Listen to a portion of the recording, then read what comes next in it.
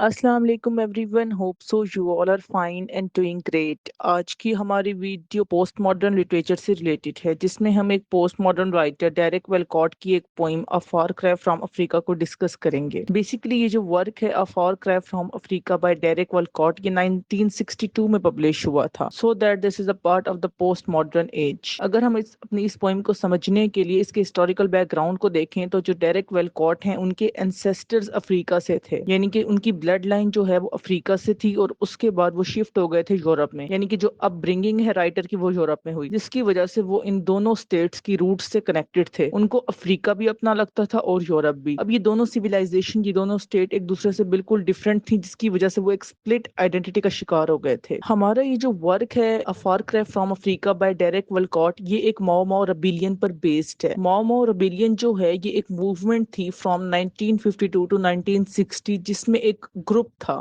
جس میں کچھ افریقن لوگ شامل ہوئے تھے، اور اس گروپ کا مین مقصد یہ تھا کہ وہ فریڈم لینا چاہتے تھے یورپین کولونائزیشن سے، اور وہ ملٹیپل گوریلا ٹیکنیکس یوز کرتے تھے اور نقصان پہنچاتے تھے ان لوگوں کو جو ان کے اوپر کولونائزرز آ گئے تھے۔ ان کا مین ایم یہی تھا کہ بھئی ہمیں فریڈم چاہیے، ہمیں اپنا یہ لینڈ، اپنا یہ افریقن لینڈ فری چاہیے۔ اب یہ جو لوگ تھے یہ بیسیکلی کیکیو ٹرائب سے بلانگ کرتے تھے۔ یہ جو کیکیو ٹرائب تھا نا، یہ سپریس کر دیا گیا تھا انگلش کی طرف سے، اور ان کو ایکسپلائٹ کیا گیا تھا اکانومیکلی، یعنی کہ ان کے ریسورسز ان سے چھین لیے گئے تھے، ان کی بیسک نیڈس ان کو ڈیپرائیوڈ کر دیا گیا تھا، یہ اکانومیکلی بہت ویک ہو گئے تھے۔ اب یہ ہمیشہ ایسے ہی ہوتا ہے کہ جو اسٹرانگ ہوتا ہے اکانومیکلی وہ جیت جاتا ہے ان دا اینڈ، اور یہاں پہ بھی ایسے ہوا۔ یہ جو ایک ریبیلین چلا تھا، ایک موومنٹ چلا تھا ماؤ ماؤ ریبیلین، اس کا جو اینڈ ہوا اس میں بھی افریقنز جو ہیں وہ ایکسپلائٹ کر دیے گئے تھے، ان کو مار دیا گیا تھا، اور انگلش جو ہیں انہوں نے آرام سے اس ایریا کو آکوپائی کر لیا تھا۔ سب سے پہلے جو انگلش تھے نا، انہوں نے اٹیک کیا تھا کیکیو ٹرائب کے اوپر، ٹھیک ہے، اور جب وہ لو تھے اپنے ریسورسز میں، کیونکہ افریقنز تھے،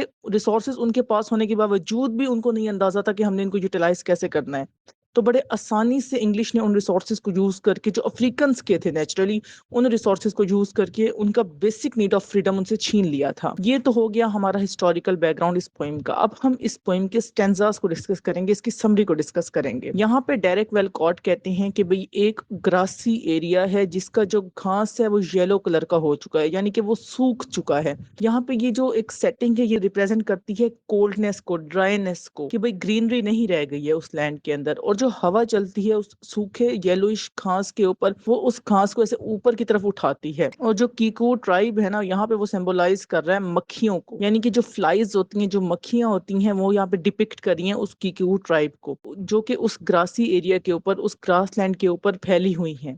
اور ہر طرف جو ہے نا وہ لاشیں ہیں، کارپسز ہیں اس پیراڈائز لینڈ کے اوپر۔ اب یہ جو لینڈ جسے ہم کہتے ہیں نا کہ یہ پیراڈائز ہے، ہم اسے کس کانٹیکس میں ڈسکس کریں، whether for Africans and whether for the Europeans.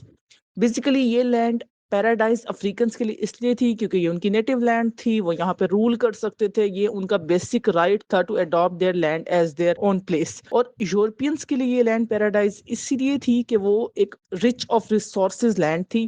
اور وہاں پر آنے کے بعد انگلش جو ہیں وہ رول کر رہے تھے، اور ان کے ریسورسز کو سنیچ کر کے اپنے فائدے کے لیے یوز کر رہے تھے، اور ان ریٹرن وہ افریقنس کو سویلائز کرنے کے نام پہ ایکسپلائٹ کر رہے تھے۔ اب جو انگلش مین ہے نا، اس کو یہاں پہ ورم کہا گیا ہے۔ ورم جو ہے نا وہ ایسا کیڑا ہوتا ہے جو آپ سے فائدہ لیتا ہے اور بدلے میں آپ کو نقصان پہنچاتا ہے۔ اب یہ جو انگلش مین ہے نا، یہاں پہ اس کو ورم کہا گیا ہے۔ جو انگلش کولونائزر تھا وہ ایک کرنل تھا، اور وہ ان کے اوپر امپوز کر دیا گیا تھا as a coloniser by the Europeans, اور وہ یہاں پہ چیختا ہے، چلاتا ہے، وہ کہتا ہے کہ بھائی جو لوکلز ہیں، جو نیٹیوز ہیں، جو افریقنز ہیں، وہ ڈیڈز ہیں، اور ڈیڈز کے اوپر کوئی سمپتی شو نہیں کی جائے گی، تم جیسے چاہو جو چاہو ان کے ساتھ سلوک کرو، وائلنس دکھاؤ، تم سب کچھ کر سکتے ہو، you are allowed to do anything to anyone in that native land, in that Africa. یہ کیونکہ یہ لوگ ڈیڈز ہیں۔ اب یہاں پہ بیسیکلی ان کو کس کرائم کے لیے پنش کیا جا رہا تھا؟ آخر افریقنس کا کرائم کیا تھا؟ یہ جو پوائم ہے جس یہ لکھی گئی ہے ماؤ ماؤ ریبیلین کے کانٹیکسٹ میں، یعنی کہ جو ماؤ ماؤ ریبیلین ہوا تھا اس میں حالات بڑے خراب ہو گئے تھے۔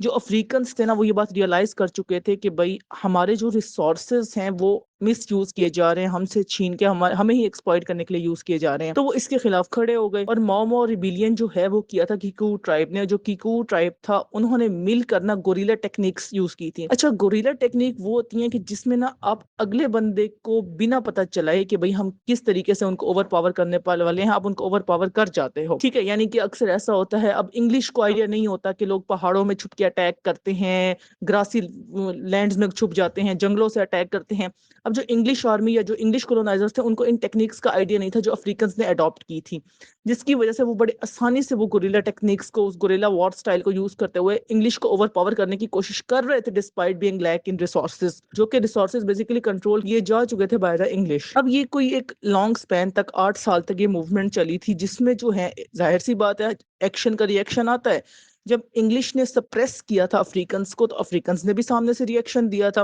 تو وہ انگلش کے جو انوسینٹس لوگ تھے, obviously جب کولونائزر اس لینڈ پہ اوور پاور کرنے کے لیے آتے تھے ان کی فیملیز ان کے ساتھ ہوتی تھی. اب جو انگلش کیمپ ہوتے تھے وہاں پر وہ افریقنس اٹیک کر دیتے تھے, اور ایک انسیڈنٹ ہوا تھا جس میں ایک 6 سال کے بچے کو مار دیا گیا تھا, اور اس کو اتنے پرومیننسی جسٹ بیکاز آف دس ملی کہ بھائی وہ ایک انگلش کڈ تھا. کیونکہ افریقنس بھی کئی مارے گئے, کئی افریقن کڈس کو ایکسپلائٹ کیا گیا, ان کو مارا گیا, بٹ وہ چیز اتنی پاپولیرٹی گین نہیں کر پائی جسٹ بیکاز دے ور دا افریقنس. اب جب ایک انگلش کڈ کو نقصان پہنچایا گیا اینڈ ہی واز ایکسپلائٹڈ,